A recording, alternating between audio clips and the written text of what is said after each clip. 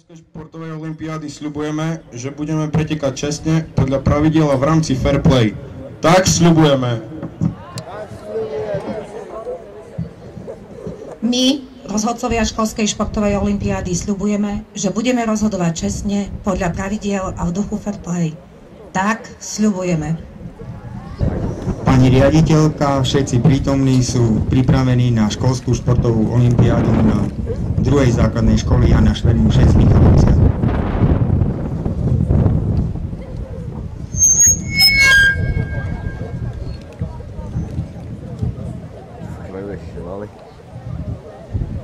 Vážené pani učiteľky, pani učitelia, milí žiaci, som veľmi rada, že sa opäť po roku stretávame na Školskej športovej olympiáde.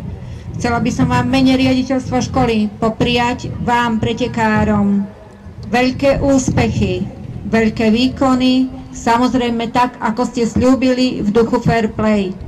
Všetkým nám, divákom, prajem pekný športový zážitok a dúfam, že dnešné popoludnie zanechá v nás len tie najkrajšie spomienky.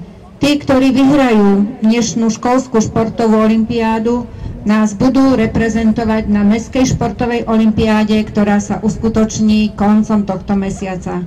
Chcela by som vám teda ešte raz popriať veľa úspechov, aby ste zdraví dnešný deň odchádzali domov a veľmi spokojní.